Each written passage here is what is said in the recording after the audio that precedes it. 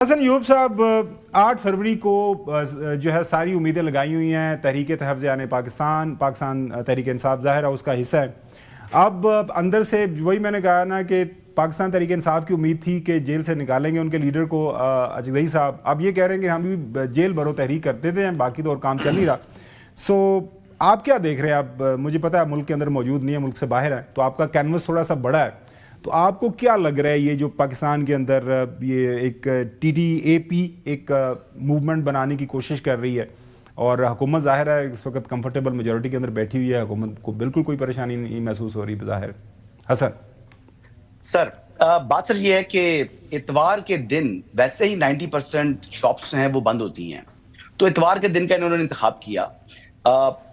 یعنی پولنگ ہوئی تھی 8 فروری کو، رزلٹ تو 9 فروری کو آئے نا، تاخیر کا شکار ہوئے، پھر 10 کو کوئی کہیں آئے، تو 9 تاریخ رکھ لیتے، منڈے تھا، ورکنگ ڈے ہوتا، یہ کرتے. لیکن جان بوجھ کر انہوں نے چھپنے کی کوشش کی ہے. آپ نے جس طرح کہا کہ کنفیوژن ہے، تو بالکل کنفیوژن ہے جی. اتنی کنفیوژن ہے کہ ان کے پاس کوئی روڈ میپ ہی نہیں ہے.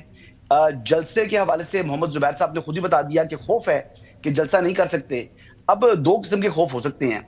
یہ تو کہہ رہے ہیں کہ جی پولیس یا ریاستی جبر ہوگا، اس کا سامنا ہوگا. ایک خوف یہ بھی ہو سکتا ہے کہ عوام نہ نکلے، کیونکہ دیکھا کہ جناب وہ ملین مارچ اتنے کر چکے ہیں سہیل آفریدی صاحب اور علیمہ خانم صاحبہ. دیکھیں نا، آج اڈیالہ کے باہر وہ گئی ہیں تو وہاں پر بھی 1 ملین لوگ آ گئے. 10,000 کا انہوں نے نمبر رکھا تھا. تو جب ملینز میں لوگ نکل رہے ہوں، جماعت کی اتنی مقبولیت ہو اور ایک ملک میں ریولوشن ایک قسم کی آئی ہوئی ہو، تو پھر آپ کو ظاہری بات ہے کہ آپ نے کوئی احتیاط برتنی ہوتی ہے. حکومت کی تو ٹانگیں ویسے ہی کام کی ہیں جی، اعلان کیا انہوں نے 8 فروری کا. تو 8 فروری سے پہلے ابھی جناب حکومت جو ہے نا وہ لرز گئی ہے. بات یہ ہے اس وقت کہ اگر گراؤنڈ ریالٹیز کی بات کروں تو تحریک تحفظ آئین پاکستان جو ہے وہ باتیں کر رہی ہے، صرف اپنے بیانات دے رہی ہے، سیلف پروجیکشن کر رہی ہے، لیکن یہ یعنی آگے سے روڈ میپ اس لیے نہیں دے رہی کہ ابھی تک تو ان کے پاس فنڈنگ کا ہی نہیں پتا کہ جلسے کرنے ہیں تو تحریک انصاف فنڈنگ دے گی یا ہم دیں گے. یا کوئی اے ٹی ایم تو عمران خان صاحب کے پاس پہلے تھی جس طرح جاگیر ترین صاحب تھے.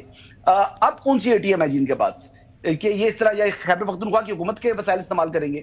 کیونکہ کے پی کے اندر جو کچھ استعمال ہو رہا ہے وہ تو خیبر پختونخوا کے عوام کے پیسے استعمال ہو رہی ہیں نا.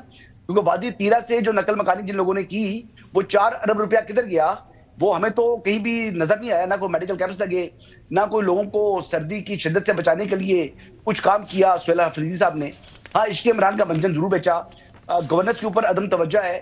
لوگ اتنی ہزاروں کی تعداد میں نقل مکانی کر کے آئے، لیکن نہ ان کو فوڈ دیا جا رہا ہے، نہ ان کو کوئی ہیلتھ فیسلٹیز دی جا رہی ہیں، صرف رجسٹریشن کی گئی. اور جن خیموں میں ان کو رکھا وہاں پر اس ٹھنڈ میں انسان نہیں رہ سکتا، لیکن غیر انسانی رویہ اپنی عوام کے ساتھ خود رکھا ہوا ہے.